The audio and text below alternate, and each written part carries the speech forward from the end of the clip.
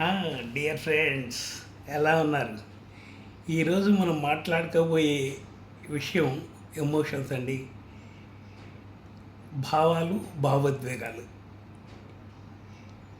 ఈ భావాలు, భావోద్వేగాలు జీవితాంతం మనతో ఉండి మనం జీవించడానికి సహాయకారులుగా పనిచేస్తారండి.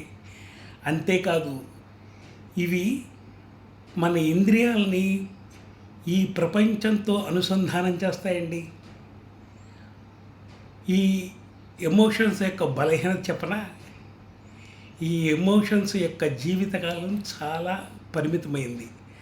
అందువల్ల వాటి యొక్క ప్రభావం మన మీద కొద్ది కాలం మాత్రమే ఉంటుంది.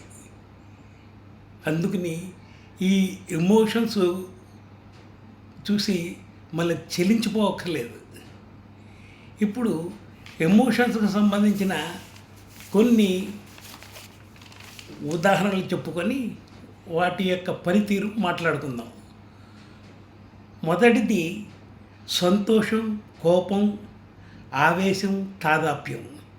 ఇవి మానవీయ సంబంధాలకి, బంధుత్వాలను పెంచుకోవడానికి, మైత్రిని పెంచుకోవడానికి, అలాగే తగ్గించుకోవడానికి కారణభూతం అవుతాయండి.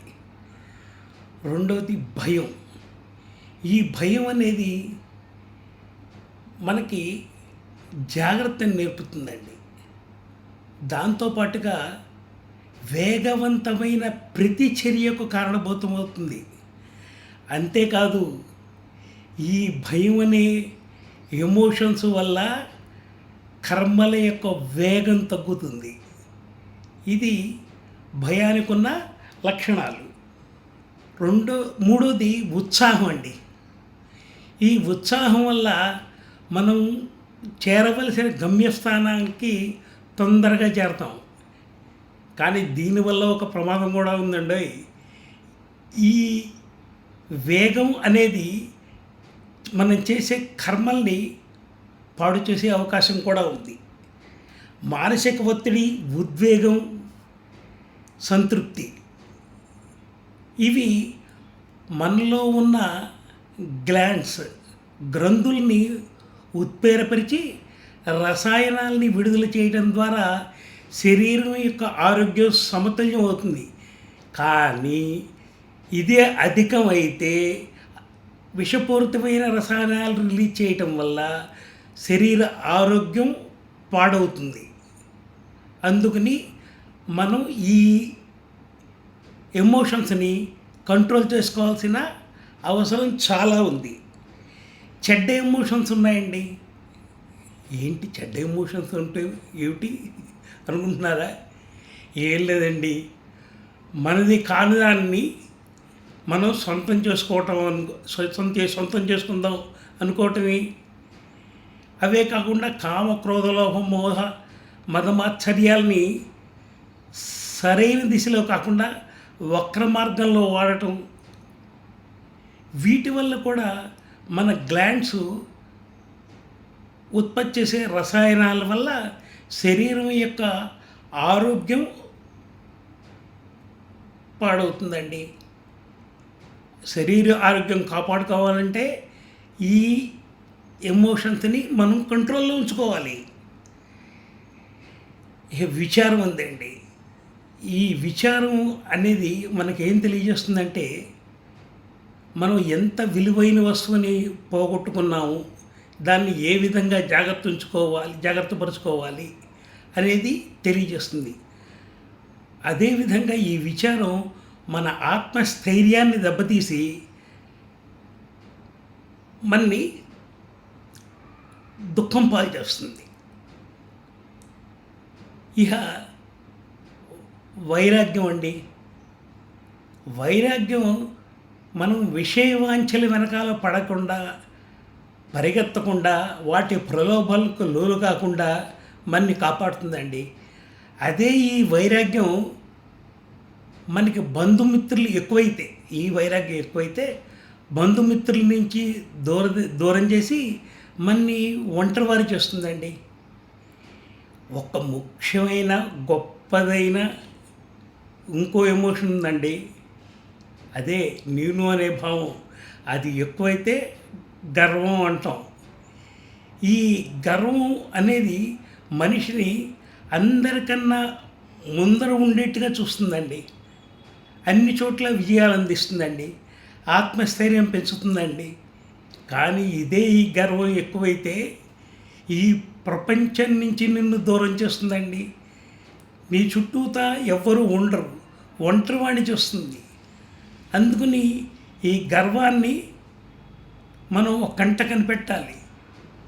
అందుకే పెద్దవాళ్ళు ఏం చెప్పారంటే, మన విజయాలన్నింటినీ కృష్ణార్పణం అని భగవంతుడికి అర్పణం చేయమన్నారు. అప్పుడు గర్వం మన చెంత చేరదండి. ఇదొక సులువైన మార్గం. అన్ని కర్మలు భగవంతుడికి అర్పించవచ్చు, కానీ విజయాల్ని అర్పించడం వల్ల గర్వం మన చెంతకి చేరదు. ఇలా ద్వంద్వ వైఖరి ఉన్న ఈ ఎమోషన్స్ని మనం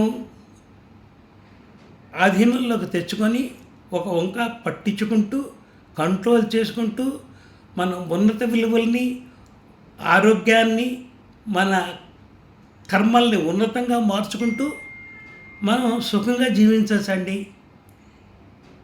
ఇంకొక ముఖ్య విషయం చెప్పనా అండి, ఇట్లా ద్వంద్వ వైఖరి లేని ఒక ఎమోషన్ ఉంది. అది అత్యంత శక్తివంతమైంది. భగవత్ శక్తి అది. దాన్నే కృతజ్ఞత అంటారు. కృతజ్ఞతా భావంతో మనం భగవంతుణ్ణి ప్రార్థిస్తే ఈ విశ్వాన్ని ప్రార్థిస్తే మనకి అత్యున్నత ఫలితాలు వస్తాయండి. కృతజ్ఞత అనేది ద్వంద్వ వైఖరి లేదు దానికి. నిజంగా ఒక విషయం చెప్పానండి, ధ్యాన మార్గంలో ఉన్నవాళ్ళు ఎలా బయటికి రావాలా అని ఇబ్బంది పడుతున్న వాళ్ళు ఈ కృతజ్ఞత వైఖరితో, ఈ కృతజ్ఞత అనే ఎమోషన్తో చాలా తేలిగ్గా బయటికి రావచ్చండి. మనం భగవంతుణ్ణి పూజిస్తున్నాం, యజ్ఞాలు చేస్తున్నాం, యాగాలు చేస్తున్నాం, జపాలు చేస్తున్నాం, తపస్సు చేస్తున్నాం. ఇవన్నీ ఎందుకు చేస్తున్నాం? మన కోరికలు తీర్చుకుని అడగడానికి చేస్తున్నామా?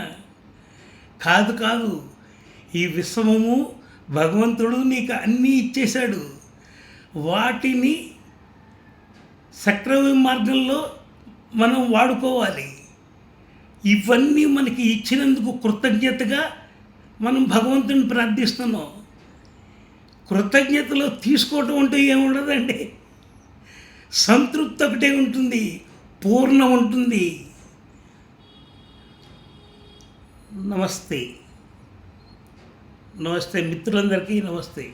ఈరోజు మనం ఒక అద్భుతమైన, అత్యవసరమైన జీవన సరళిని పెంచుకునే ఎమోషన్స్, భావోద్వేగాలు, భావాలు అనే విషయం గురించి మాట్లాడుకున్నాం. ఇట్లాగే మనం మంచి మంచి విషయాలు మాట్లాడుకుంటూ ముందుకెళ్దాం. నమస్తే.